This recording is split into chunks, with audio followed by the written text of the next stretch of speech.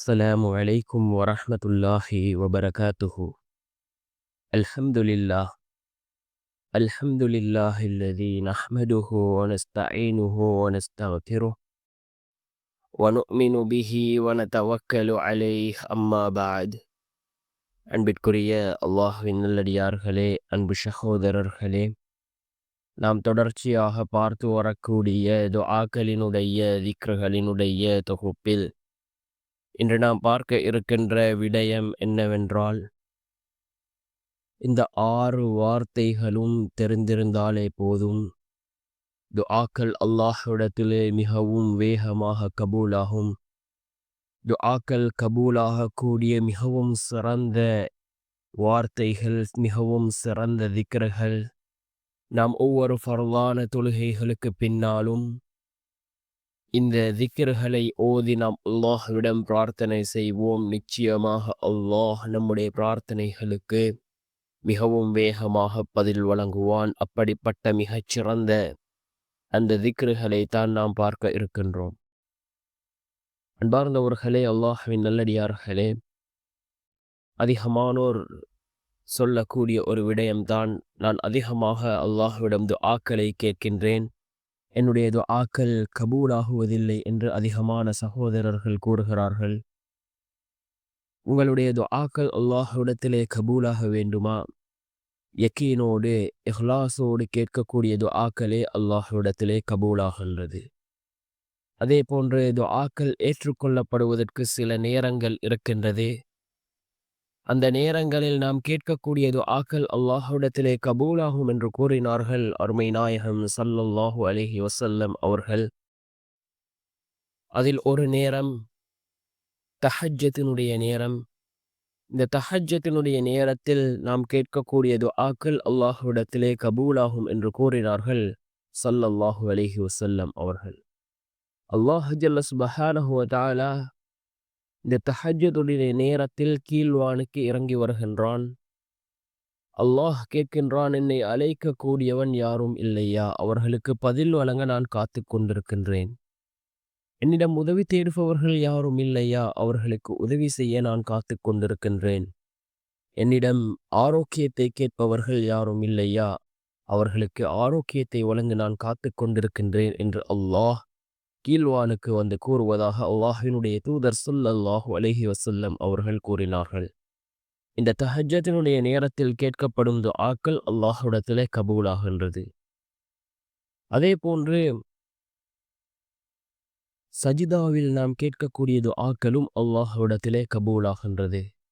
அருமை நாயகம் ஸல்லல்லாஹு அலைஹி வஸல்லம் அவர்கள் கூறினார்கள், ஒரு அடியான் அல்லாஹுக்கு மிக நெருக்கமாக இருப்பது எந்த நேரத்தில் என்றால், அவன் சஜிதாவிலே இருக்கும் பொழுது, சுஜூதிலே இருக்கும் பொழுது ஒரு அடியான் அல்லாஹுக்கு மிகவும் நெருக்கமாக இருக்கின்றான் என்று கூறினார்கள் அல்லாஹ்வினுடைய தூதர் ஸல்லல்லாஹு அலைஹி வஸல்லம் அவர்கள்.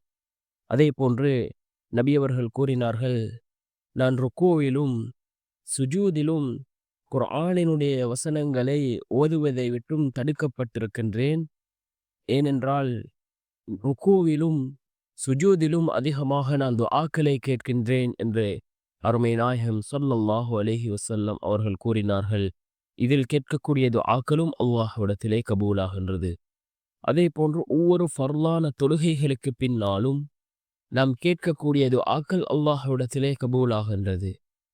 ஒவ்வொரு ஐவேளை ஃபர்லான தொழுகைகளுக்கு பின்னாலும் நாம் கேட்கக்கூடிய துஆக்கள் அல்லாஹ்விடத்திலே கபூலாகின்றது. அதே போன்று ஜும்ஆவுடைய நாளில் ஒரு நேரம் இருக்கின்றது. அந்த நேரத்தில் நாம் கேட்கக்கூடிய துஆக்களும் அல்லாஹ்விடத்திலே கபூலாகின்றது. இவ்வாறு ரசூலுல்லாஹி ஸல்லல்லாஹு அலைஹி வஸல்லம் அவர்கள் ஏராளமான நேரங்களை, இடங்களை ரசூலுல்லாஹி ஸல்லல்லாஹு அலைஹி வஸல்லம் அவர்கள் கூறியிருக்கிறார்கள். அதாவது துஆக்கள் கபூலாகக்கூடிய நேரங்களாக, அதே போன்று துஆக்கள் கபூலாகக்கூடிய அந்த நிலைகள், சுஜூத், ருக்கூ, இது போன்ற நிலைகளாக ரசூலுல்லாஹி ஸல்லல்லாஹு அலைஹி வஸல்லம் அவர்கள் கூறியிருக்கிறார்கள். இந்த இடங்களில், இந்த நேரங்களில் நாம் கேட்கக்கூடிய துஆக்கள் அல்லாஹ்விடத்திலே கபூலாகும். நம்முடைய துஆக்கள் கபூலாக வேண்டுமா? நாம் யக்கீனோடு இஹ்லாஸோடு துஆக்களை கேட்க வேண்டும். அவ்வாறு கேட்கக்கூடிய துஆக்களே அல்லாஹ்விடத்திலே கபூலாகின்றது. ஒரு மனிதனுடைய துஆ அல்லாஹ்விடத்திலே கபூலாகவில்லையா, அதற்கும் ரசூலுல்லாஹி ஸல்லல்லாஹு அலைஹி வஸல்லம் அவர்கள் கூறினார்கள், ஒரு மனிதன் துஆக்களை கேட்டவுடனேயோ அல்லது சிறிது காலம் தாழ்த்தியோ அந்த மனிதனுடைய துஆக்கள் கபூலாகும். அல்லது அவருக்கு ஏற்படக்கூடிய ஆசத்துக்களிலிருந்து அல்லாஹ் அந்த துஆவின் மூலமாக அவருக்கு அல்லாஹ் பாதுகாப்பை வழங்குகின்றான். அதே போன்று நாளை மறுமையுடைய நாளில் அந்த துஆவிற்கான பலனை அந்த மனிதர் அடைந்து கொள்வார். அன்பார்ந்த சகோதரர்களே, அல்லாஹ்வின் நல்லடியார்களே, நாம் அதிகமாக துஆக்களை கேட்போம். நிச்சயமாக நம்முடைய துஆக்கள் அல்லாஹ்விடத்திலே கபூலாகும். அதே போன்று சில திக்ர்கள் இருக்கின்றது, சில துஆக்கள் இருக்கின்றது. இதனை ஓதி நாம் அல்லாஹ்விடம் பிரார்த்தனை செய்தால் அல்லாஹ் நம்முடைய துஆக்களை கபூல் செய்கின்றான். அவ்வாறு இருக்கக்கூடிய மிகச்சிறந்த 2 திக்ர்கள், 6 வார்த்தைகளை கொண்ட அந்த 2 திக்ர்களையும் நாம் ஓதி அல்லாஹ்விடம் பிரார்த்தனை செய்தால் நம்முடைய துஆக்கள் அல்லாஹ்விடத்திலே கபூலாகின்றது. நாம் கேட்கக்கூடியவைகளை அல்லாஹ் நமக்கு வழங்குகின்றான். ஹலாலான ஹாஜத்துகளை அல்லாஹ் பூர்த்தி செய்து தருகின்றான். யகீனோடு இஹ்லாஸோடு கேட்போம். அல்லாஹ் தன்னுடைய குர்ஆனிலே குறிப்பிடுகின்றான், யார் பொறுமையை கொண்டும் தொழுகையை கொண்டும் என்னிடம் உதவி தேடுவார்களோ அவர்களுக்கு நான் உதவி செய்கின்றேன் என்று கூறுகின்றான். அல்லாஹ் தன்னுடைய குர்ஆனிலே குறிப்பிடுகின்றான்.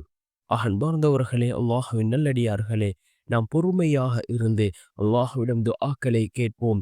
நிச்சயமாக அல்லாஹ் ஜல்ல சுப்ஹானஹு வ தஆலா நமக்கு வழங்குவான்.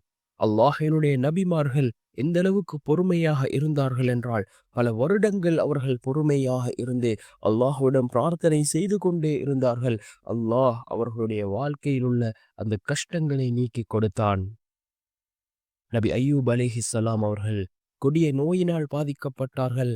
கிட்டத்தட்ட பல வருடங்கள், 18-20 வருடங்களுக்கு மேல் அவர்கள் நோயிலே இருந்தார்கள். அவர்கள் அல்லாஹ்விடத்திலே பிரார்த்தனை செய்து கொண்டே இருந்தார்கள். அல்லாஹ் அவர்களுக்கு அந்த நோயை குணப்படுத்தினான். நாம் ஓரிரு தடவைகள் ஓதுகின்றோம், என்னுடைய துஆக்கள் கபூலாகுவதில்லை என்று குறிப்பிடுகின்றோம். நாம் அந்த நபிமார்கள் எந்த அளவுக்கு அதிகமாக துஆக்களை கேட்டார்கள், பல வருடங்களாக கேட்டார்கள். அதே போன்று ஏராளமான நபிமார்கள் தங்களுடைய வாழ்க்கையில் ஒரு விடயம் நடக்க வேண்டும் என்றால் பல தடவைகள் அவர்கள் துஆக்களை கேட்டிருக்கிறார்கள், பல வருடங்கள் துஆக்களை கேட்டிருக்கிறார்கள்.